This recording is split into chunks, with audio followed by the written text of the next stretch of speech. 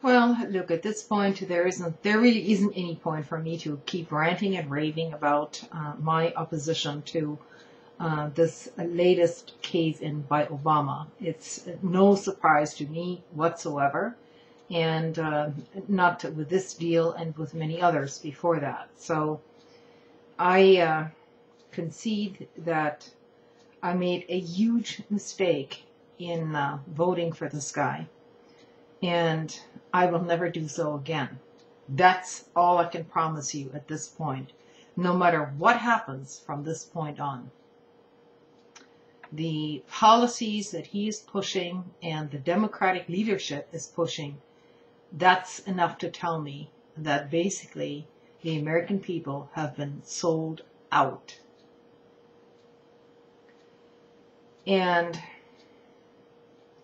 incidentally, this goes for the Tea Party people as well. And as much as they don't want to admit it right now, because it's a temporary victory for them, they're being sold out as well. And some of their complaints and grievances were actually quite legitimate, I might add. The only trouble is that their entire movement has been taken over by the corporate and financial sector, just like the Democratic Party leadership has been taken over by that same kind of mindset. So essentially what we're facing here now with this debt ceiling deal and so on is, number one, the American people are being screwed over once again. Okay? So we're going to flip the bill. We're going to be the ones who are going to be paying for these austerity programs on a bipartisan basis. Okay? Well, you know what? I call this bipartisan bullshit for what it is. It is a huge lie. Because essentially what we're dealing with here is a single party state. Okay?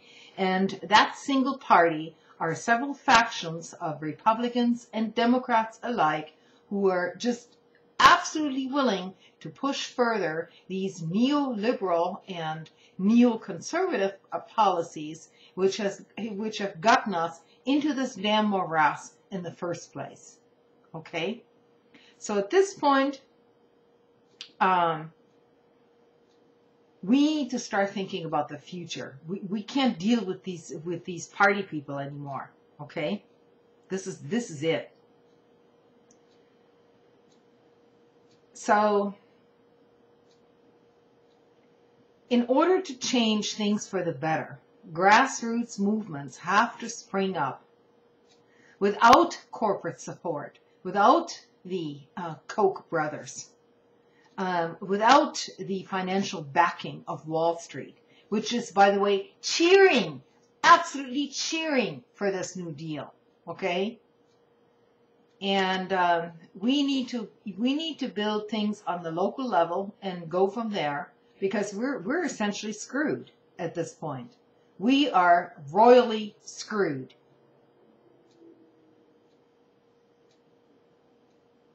And that kind of thing is going to take time. This is not going to be resolved, during the next election or during the next few election cycles even. The damage that has been done is so vast and so massive that it will take generations to even get back to the point of sanity in this country, because the whole damn country is going insane.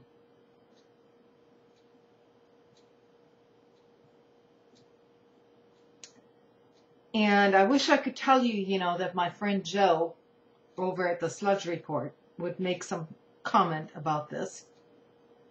Unfortunately, he's been kind of bogged down with very serious personal problems at this point. And I'm sure he'll have something to say about it at some point. But, I just wanted all of you to know, at least our mutual subscribers, okay? And some of you may not know who Joe is, and that's fine, you know. But I just wanted you all to know that we're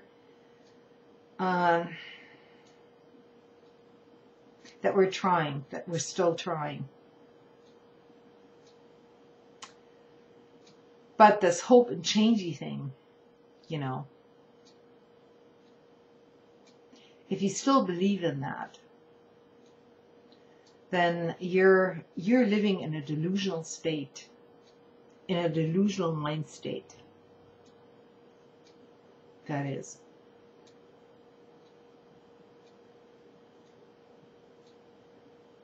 You know, you have to give credit to people who will stand on principles. And although I completely disagree with the principles, or most of the principles, I should add, of the Tea Party supporters, at least now, their strategy, unfortunately, is working. And that is precisely what probably needs to happen, you know, within the Democratic Party. Although I really don't see that happening at all. The status quo needs to be challenged. And the Tea Party, having been co-opted into the Republican Party once again, right? They were supposed to. They were supposed to be against some of this shit. No, totally, they're all for it, right? They're part of the bigger party now. And, you know, the same thing could happen in terms of progressive policies, in terms of people like me who are for progressive policies to push the Dems to the left, okay? And don't give me this shit that there isn't any difference between the right and left wing in America, you know? This is all hogwash. There's always been right-wing and left-wing politics in America. And, you know, outside of all this fear-mongering, you know, so far, and at least since the Civil War, you know, we've kind of managed to get along. But I'm not sure how much longer that's going to happen, because the vast population of America is so propagandized so that they think that all we're doing here is, or what Obama is doing, is essentially centrist policy, when it is actually right-wing policy all the way.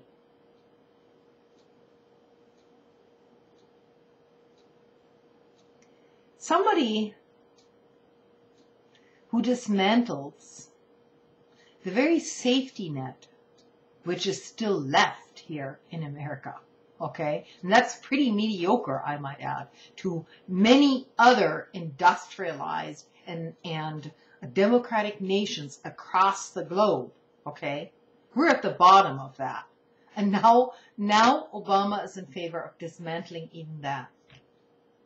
He put it out there on the table to be negotiated away. And I'm sorry, but I simply can't agree with this. It is not a reactionary stance on my point. It is standing on principle. And that's what I'm going to do. So I'm not going to vote for the lesser evil the next time. I'm going to urge everyone who has any progressive principles left, okay, not to vote for this man again.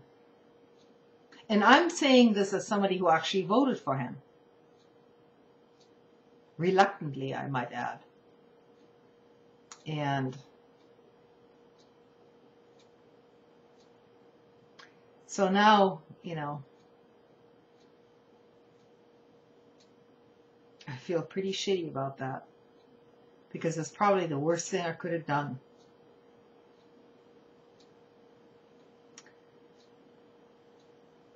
The solution for this country is not going to be immediate, and it's going to take time. It's going to take decades, actually.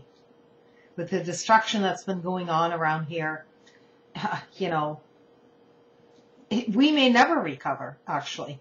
You know, we may already be in, you know, banana republic status. And not all banana republics recover from all the shit either, I might add. So I don't want to be, you know, I don't want to come across as too depressing about all this shit, but, you know,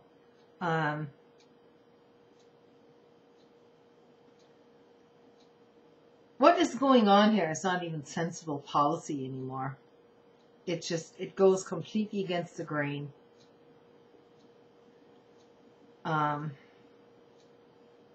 Not just in terms of individualism,